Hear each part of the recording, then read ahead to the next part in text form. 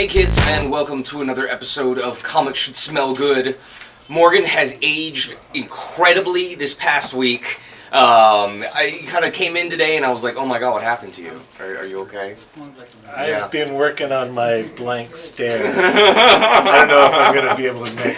Yeah, Howard's sitting in this week for Morgan and the professor. He is worth both men there. Right. Yeah, the Morgan stare is a very hard thing to really do. You know, it's tough. But that's okay. We still have lots of good comics for you, and you could just imagine smirking faces from Morgan on the side.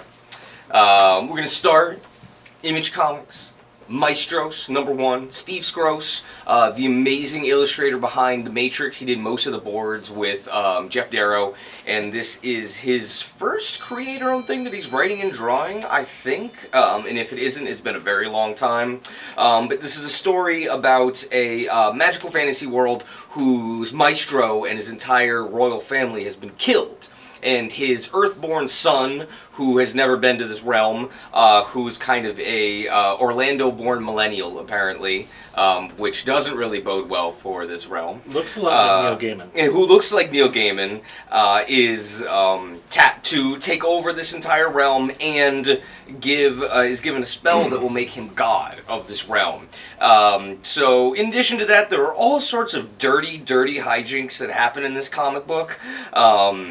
It's really actually quite dirty. I was very surprised. But the art in this is gorgeous, really well detailed. Lots of kind of saga-esque stuff where there's all sorts of strange monsters and creatures and really nice world building and stuff. So brand new #1, Steve Skroce. Not for the kiddies. And not for the kids, indeed. Big release again this week. More Marvel Legacy titles are hitting the racks this week. The #1 biggest one is Thor, number 700. It is the kickoff of, spoiler here, the death of the Mighty Thor. It's the title, so I don't think it's too big of a mystery. If you've been following along, Jane Foster has been wielding the hammer, and it seems like every time she does do magical hammer stuff, her earthly body gets weaker and weaker as the cancer rages through her. We're looking forward to the return of the Odin son as wielder of the hammer, but in the meantime, we're kind of sorry to see this fading away of Jane. Yeah. The book, it's a huge 50-page Asgardian epic that has a whole roster of creators who have worked on the Thor over the years. Walt Simonson, Jason Aaron, Russell Dauterman, from the recent and past. The wraparound cover here features just about every being who has ever wielded the hammer. There's a great little story in here about the Thor frog, the frog of thunder. We've got Ego, we've got Galactus, we've got Odin, we've got Loki, of course. We got it's a Thor lover's wet dream. You gotta pick this one up. Yeah. And on the creepy side of things, spinning out of the very popular Black Hammer, we have Sherlock Frankenstein and the Legion of Evil from Jeff Lemire and David Rubin. David Rubin is the most awesome illustrator behind the Aurora West Battling Boy shorts from Paul Pope's Battling Boy, and he has also been doing some pinch hitting on the Black Hammer book itself, and will also be taking over Rumble with John Arcudi coming soon from Image. But this one follows this is a world where it's kind of a bunch of forgotten heroes who've been exiled to Limbo, and it's a really cool different perspective on your Marvel, DC superhero stuff. And this one follows a reporter who is trying to figure out what happened to her father, the Black Hammer. And the answers seem to lie in this Arkham Asylum-esque world that has the most evil of evil bad guys being Sherlock Frankenstein, who's got to be up there with Casanova Frankenstein as one of the coolest names for bad guys ever. But David Rubin rocks this really hard in here. He's absolutely phenomenal. Lots of cool strange creatures and lettering and stuff that he does. The layouts, he's really great. And Jeff Lemire is always a very weird writer. So highly recommended. 2 covers, one by the Mr. Mike Mignola himself. Definitely. We do have some comics for the kids as well. We always like to make sure they are covered. IDW has been publishing now for a couple of months the Star Wars Adventures. These are short stories, family-friendly, set in various timelines of the Star Wars universe. This one features a lead story with our good friend Finn before he left the Night Guard? No, something guard. You're talking to the wrong guy. First guard. And he's being troubled by a pesky little cute creature on board the ship that he has to deal with. It's not that cute creature that we're going to be seeing later in the Last Jedi, but it's a different cute creature. We have an encounter between Finn and Captain Phasma early on in their relationship together. We also have a second story here written by Alan Tudyk, who voiced K2SO, the robot in Rogue One. He's also was Wash on Serenity. Alan Tudyk writing a story featuring his robot alter ego. A lot of fun stuff here. If you like your Star Wars adventures light and funny and wholesome, this is the book for you. And I'm going to continue my comics not for children. The Wildstorm, book 1 is finally here. This is Warren Ellis's revamp of Jim Lee and Co.'s Wildstorm universe. This has been really, truly phenomenal. He's taken this idea of what could be seen as kind of, throwaway 90s superheroes, and really taken them to the future and done this really weird global conspiracy, future alien tech sci-fi comic that is really psychedelic, is very noir at its base, where there's lots of cool mystery. You've got all the great Wildstorm characters, Stormwatch, the Wildcats, a bunch of characters from the Authority, Grifter, stuff like that. Drawn by John Davis Hunt, who most recently did Clean Room with Gail Simone. This has got the first 6 issues, which is the first arc of the 24-issue epic that will be completed within the next 2 years here. And it's really, really cool, and it's Warren Ellis doing what he does best, which is taking other people's toys and making them better.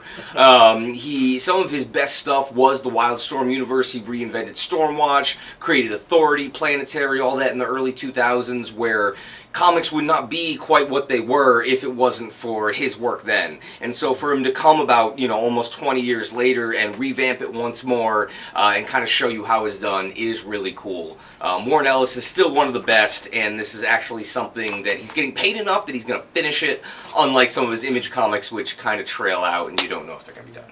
Any sign of Midnight or Apollo yet? No, there have not been a Midnight or Apollo yet, but we are only just a little bit in. Okay. So... getting back to the Marvel Legacy launches, this week we also see the release of Champions number 13. It's not necessarily a legacy book because they're still continuing the current numbering for the current Champions series.